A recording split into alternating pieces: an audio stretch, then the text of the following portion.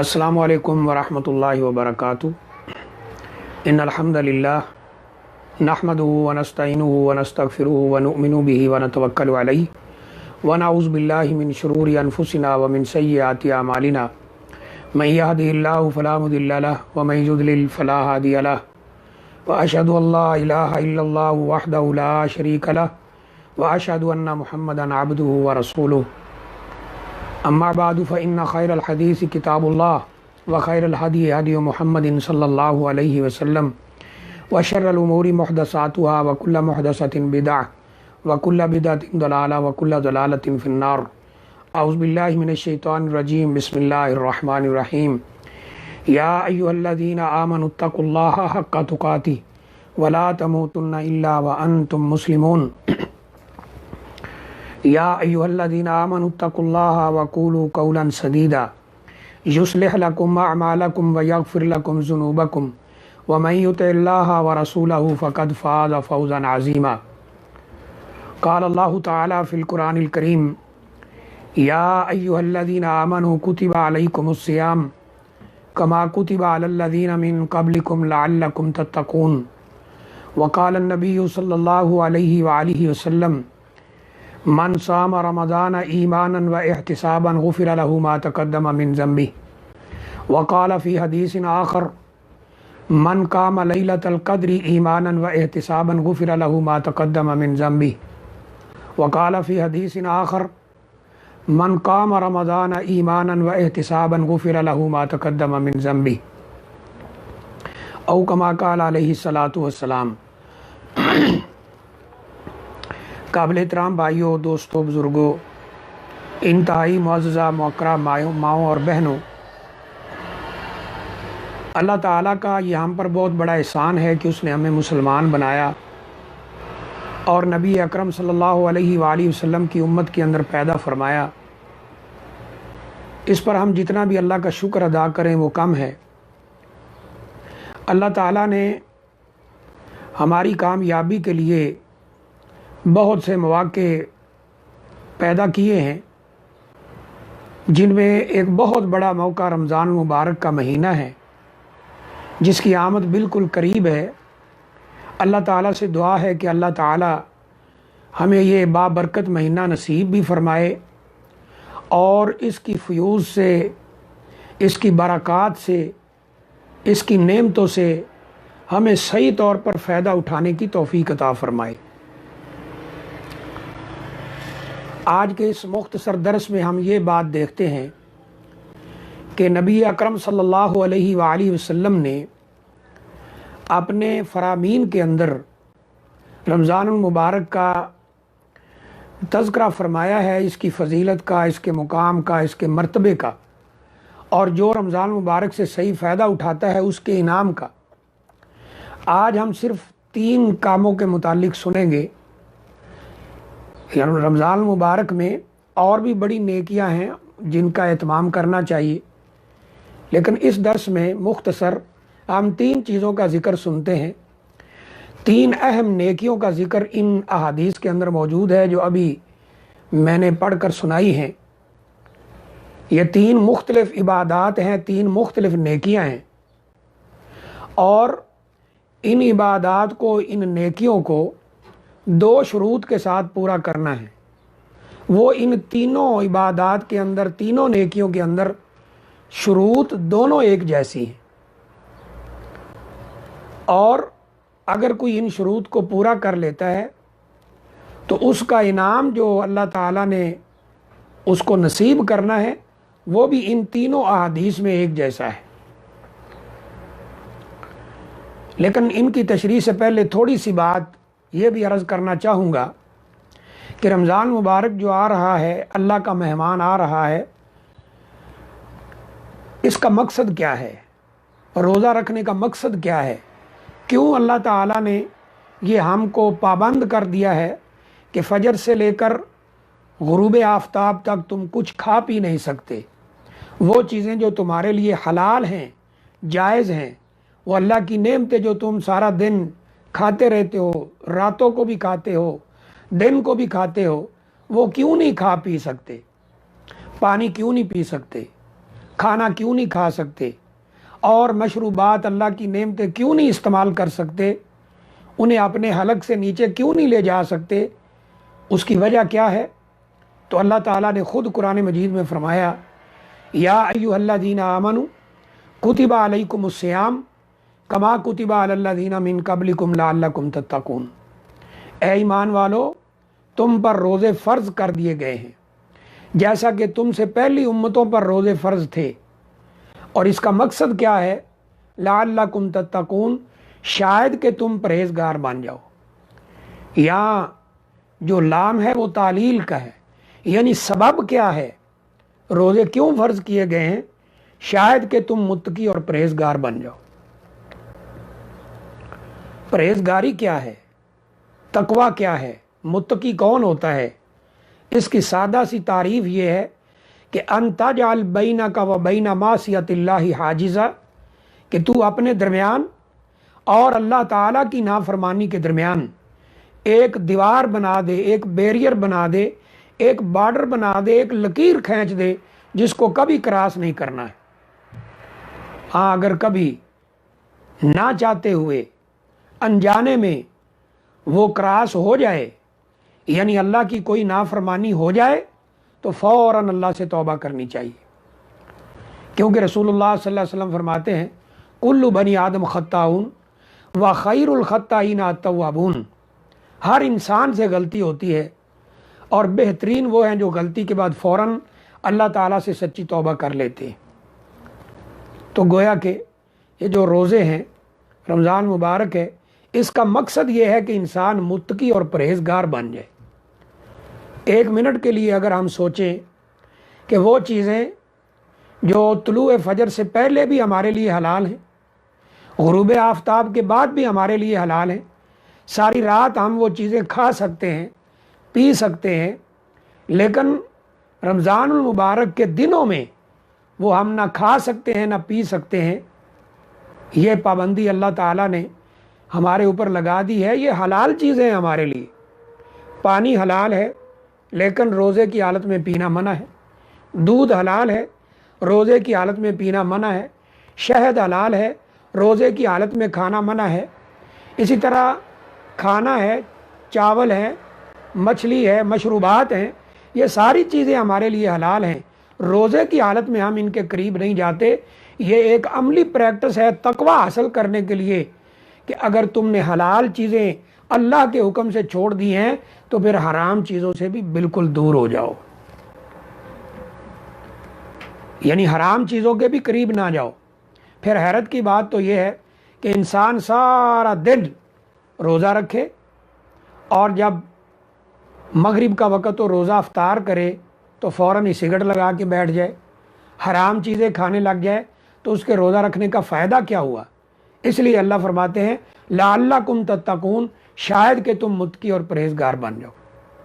اور جو 3 احادیث میں نے پڑھی ہیں کہ ان میں 3 اہم عبادات کا ذکر کیا ہے رسول اللہ صلی اللہ علیہ وسلم نے، 2 شرطوں کا ذکر کیا ہے، اہم ترین شرطیں ہیں، اور اس کا انعام ذکر کیا ہے۔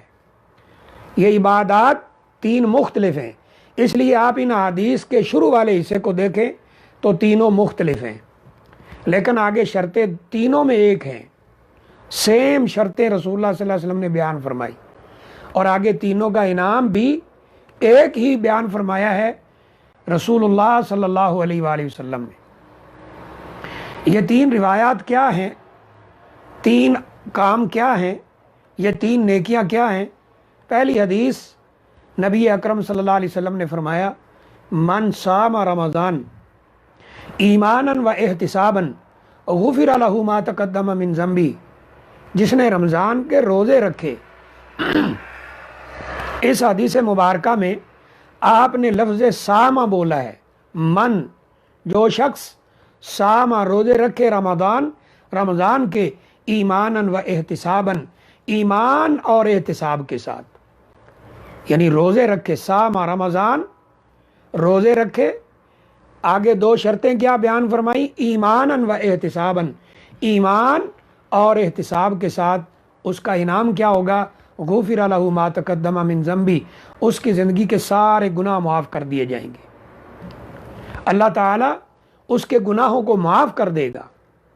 پھر دوسری حدیث میں فرمایا کہ من قام رمضان، پہلی حدیث میں تھا صام رمضان، اس میں ہے من قام رمضان ایمانا و احتسابا غفر له ما تقدم من ذنبی، جس نے رمضان المبارک کا قیام، یہ تراویح اور قیام ایک ہی چیز ہے۔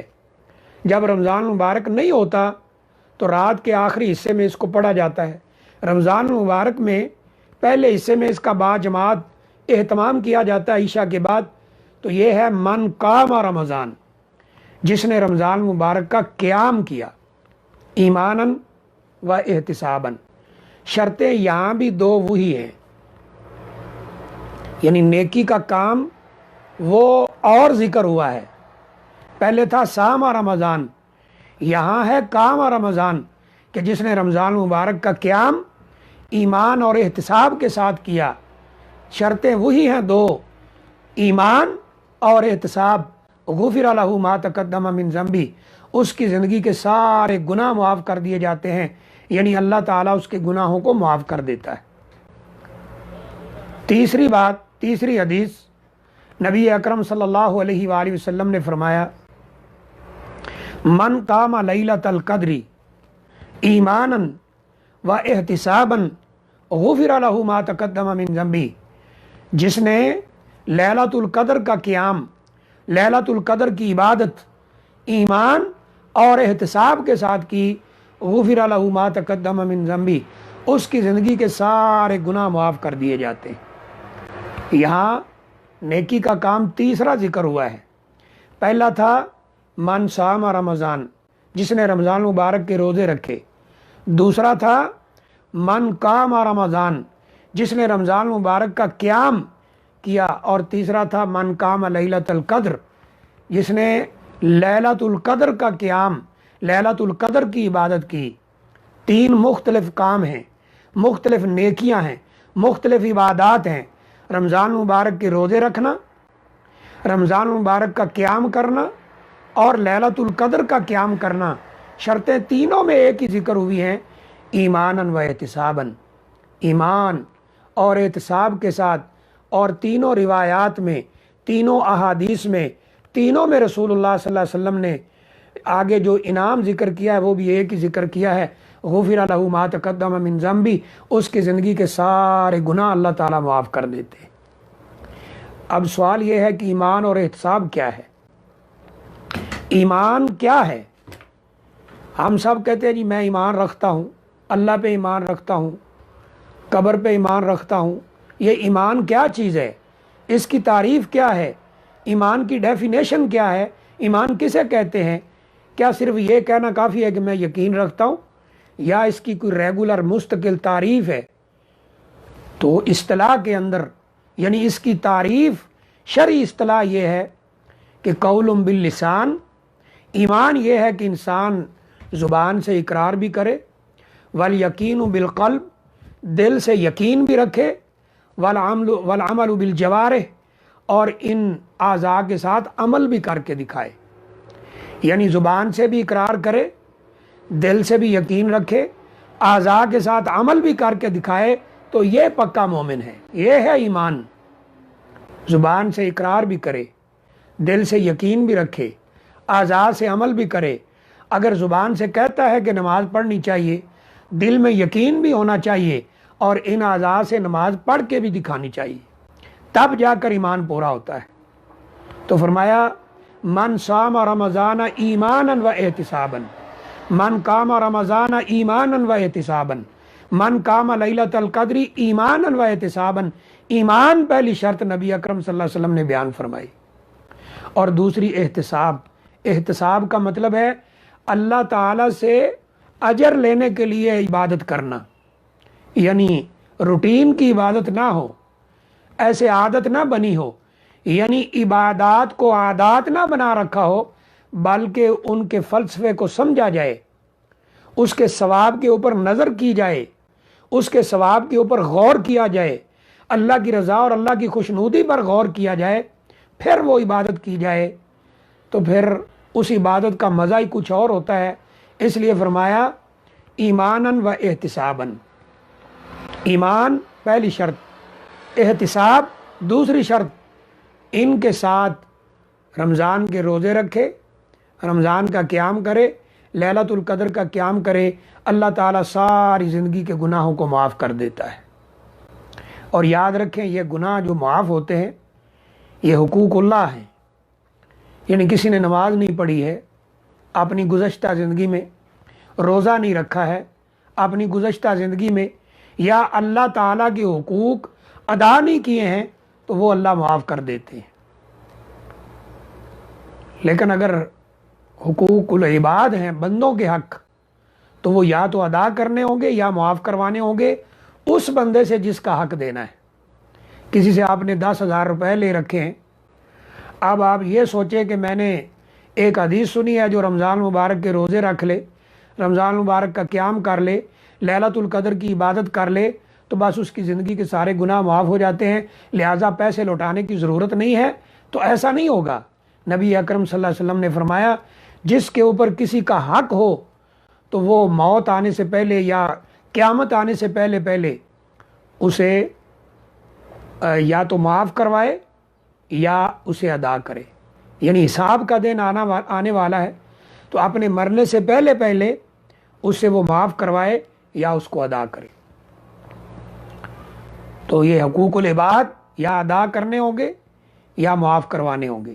اور اللہ کے جو حق ہیں وہ اللہ تعالیٰ ان دو شرطوں کے ساتھ اگر روزے رکھے جائیں، ان دو شرطوں کے ساتھ اگر قیام کیا جائے، تراویح پڑھی جائے، اور ان دو شرطوں کے ساتھ اگر لیلۃ القدر کا قیام کیا جائے تو اللہ تعالیٰ ساری زندگی کے گناہوں کو معاف کر دیتے ہیں۔ اب پہلی حدیث میں روزے رکھنے کا ذکر ہے، دوسری میں قیام کا ذکر ہے۔ اس حدیث سے بالکل یہ بات واضح طور پہ ثابت ہو رہی ہے کہ رمضان المبارک کا قیام یہ مسنون ہے، یہ سنت ہے۔ بعض لوگ یا بعض مذاہب سے تعلق رکھنے والے بعض فرقوں کے لوگ وہ یہ دعویٰ کرتے ہیں کہ تراویح کا اور اس کا رمضان مبارک میں کوئی وجود نہیں ہے، ان کی بات بالکل غلط ہے۔